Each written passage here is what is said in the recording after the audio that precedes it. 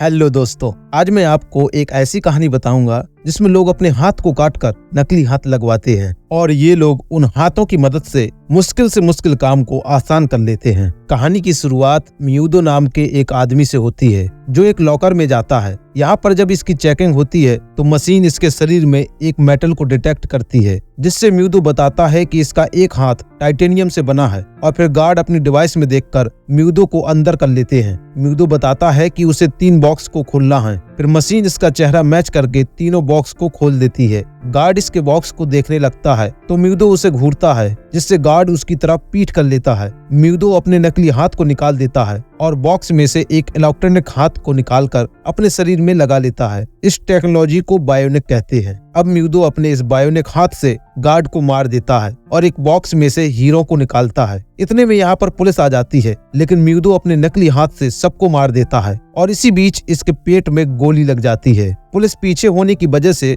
म्यूदो एक महिला को पकड़ लेता है और एक कमरे में जाकर गटर में घुस जाता है। फिर यह बाहर निकलता है जहाँ पर इसका बड़ा भाई इंतजार कर रहा होता है। हेक्टर म्यूदो को हॉस्पिटल ले जाने लगता है, लेकिन म्यूदो जाने से मना कर देता है और उसे हीरो की एक थैली देता है। फिर हेक्टर गाड़ी लेने के लिए चला जाता है, तभी म्यूदो उसे बुलाता है और बायोनिक हाथ से अपनी गर्दन को मोड़ लेता है। पुलिस आने की वजह से हेक्टर को यहाँ से जाना पड़ता है। अब मारिया को दिखाया जाता है जो बताती है कि यह अपनी माँ एलिना सैंटोस की तरह चैंपियन बनना चाहती है। इसकी माँ ने इसे बहुत कड़ी ट्रेनिंग दी है ताकि यह अपनी माँ की जगह ले सके। और फिर आखिरकार मारिया की मेहनत रंग लाई और एक प्रसिद्ध चैंपियन बन गई। तभी इसकी बहन गैबी सैंटोस को दिखाया जाता है जो बायोनिक प्रोसीजर से अपनी एक टांग को लगाए हुए है, जिस वजह से गैबी बहुत लंबी छलांग लगाती है और वह एक नया रिकॉर्ड बनाती है। मारिया ये भी बताती है कि बायोनिक रेगुलेशन आने से उसका करियर बिल्कुल खत्म हो गया है, लेकिन फिर भी मारिया अपनी हार नहीं मानती और किसी अच्छे मौके की तलाश कर रही है। इधर फॉरेंसिक टीम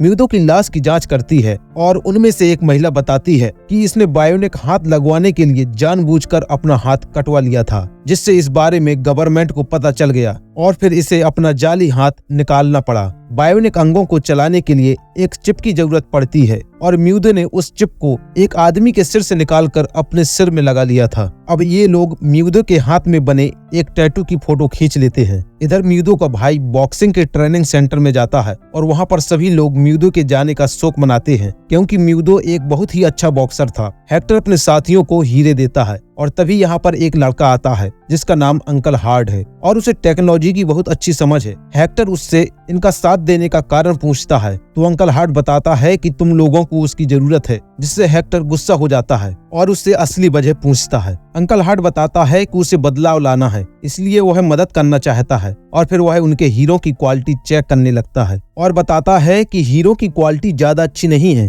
इससे केवल इनको 50 लाख रुपए ही मिल सकते हैं और इन्हें 1 करोड़ रुपयों की जरूरत है, क्योंकि हैकर ने इनसे 1 करोड़ रुपए डिमांड किए हैं और बिना रुपयों के इनसे कुछ भी नहीं होगा। जिससे हेक्टर कहता है कि उसे एक बायोनिक की जरूरत है, तो उसके साथी कहते हैं कि वे बायोनिक कहाँ से लाएंगे। हेक्टर बताता है कि वे अपने भाई की तरह खुद बायोनिक बनाएंगे और वह उसके लिए किसी अच्छे आदमी को ढूंढने के लिए कहता है। अंकल हार्ड बताता है कि उसके नजर में एक आदमी है जो इस काम को कर सकता है